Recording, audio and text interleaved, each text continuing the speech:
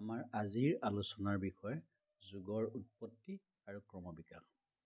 মানৱ সভ্যতাৰ আৰম্ভণিৰ পৰা যোগৰ প্ৰচলন হৈ আহিছে বুলি ধাৰণা কৰা হয়। যোগ জ্ঞানৰ আদিপুৰুষ হিচাপে বা আদিযোগী হিচাপে ভগৱান শিৱক স্থান দিয়া হয়। আদিগুৰুৱে যোগৰ জ্ঞান সপ্তৰ্ষিক প্ৰদান কৰিছিল বুলি পুৰা কাহিনী প্ৰচলিত আছে। সপ্তৰ্ষিয়ে সেই জ্ঞান পৃথিৱীৰ বিভিন্ন স্থানলৈ কঢ়িয়াই নিছিল। প্ৰাচীন ভাৰততে যোগৰ আৰম্ভণি হোৱাৰ তথ্য বিভিন্ন ধ্বংসাৱশেষত স্থাপত্য ভাস্কৰ্য তথা জীৱাশ্মৰ পৰা জানিব পৰা যায়। ভাৰতত প্ৰচলিত বিভিন্ন লোক পৰম্পৰা, হিন্দু সভ্যতাৰ ঐতিহ্য, বৈদিক আৰু উপনিষদৰ ঐতিহ্য তথা বিভিন্ন পুৰা কাহিনী, বৌদ্ধ আৰু জৈন পৰম্পৰা, মহাভাৰত, ৰামায়ণ, শৈৱ, বৈষ্ণৱ, তান্ত্ৰিক আদি বিভিন্ন ধৰ্মীয় পৰম্পৰাত যোগৰ উপস্থিতিয়ে ইয়াকে প্ৰমাণ কৰে। ভাৰতীয় আধ্যাত্মিক মূল্যবোধত যোগক উপাসনাৰ বিশেষ অংশ হিচাপে মান্যতা প্ৰদান কৰা হয়। বৈদিক যুগত সূৰ্যক বা সূৰ্য দেৱতাক সৰ্বোচ্চ স্থান দিয়া হৈছিল। ইয়াৰ পৰাই সূৰ্য নমস্কাৰ আসনৰ সূচনা হোৱা বুলি অনুমান কৰিব পাৰি। মহৰ্ষি পতঞ্জলীয়ে যোগৰ অনুশীলন, ইয়াৰ অৰ্থ আৰু এই সম্পৰ্কীয় জ্ঞানক পদ্ধতিগত আৰু সংহতিবদ্ধ কৰিছিল।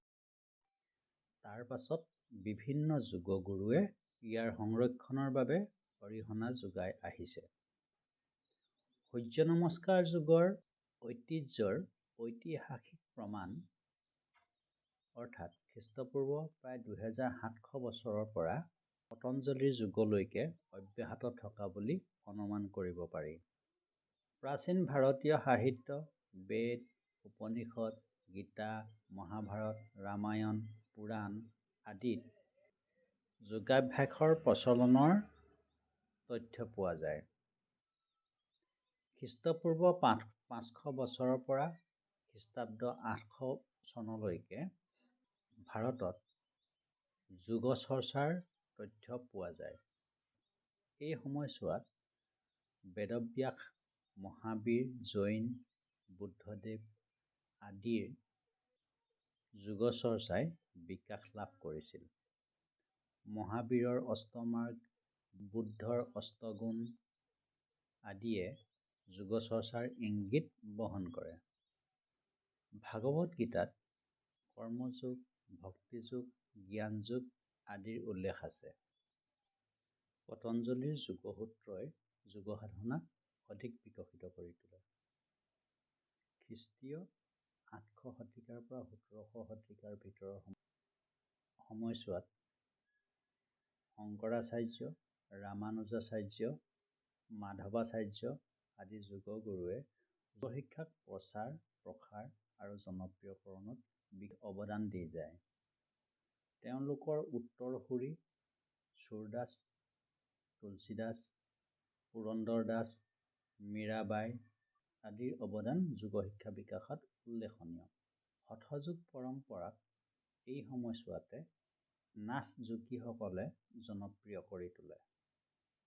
খ্ৰীষ্টীয় 1700 শতিকাৰ পৰা 1900 শতিকা সময়ছোৱাত যোগাচাৰ্য ৰমনা মহৰ্ষি, ৰামকৃষ্ণ পৰমহংস, যোগানন্দ, বিবেকানন্দ আদিয়ে ৰাজযোগ বিকাশত বিশেষ অৰিহণা যোগাইছিল।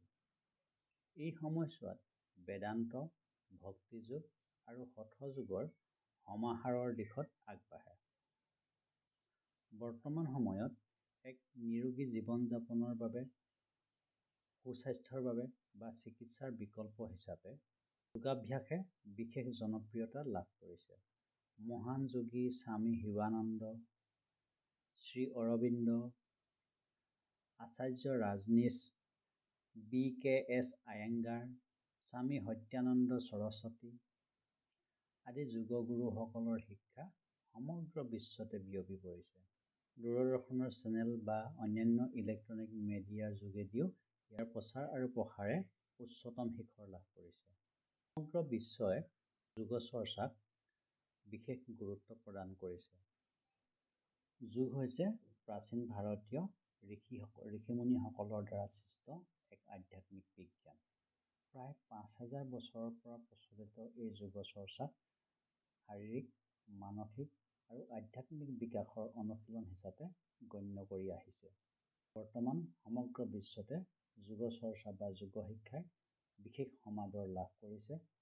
যোৱা ২০১৫ চনৰ ২১ জুন তাৰিখটো সমগ্ৰ বিশ্বৰ বাবে ভাৰতবৰ্ষই যোগ দিৱস হিচাপে গণ্য কৰিবলৈ আহ্বান জনায় আৰু তেতিয়াৰ পৰাই ২১ জুন তাৰিখটো সমগ্ৰ বিশ্বতে আন্তৰ্জাতিক যোগ দিৱস হিচাপে পালন কৰি অহা হৈছে।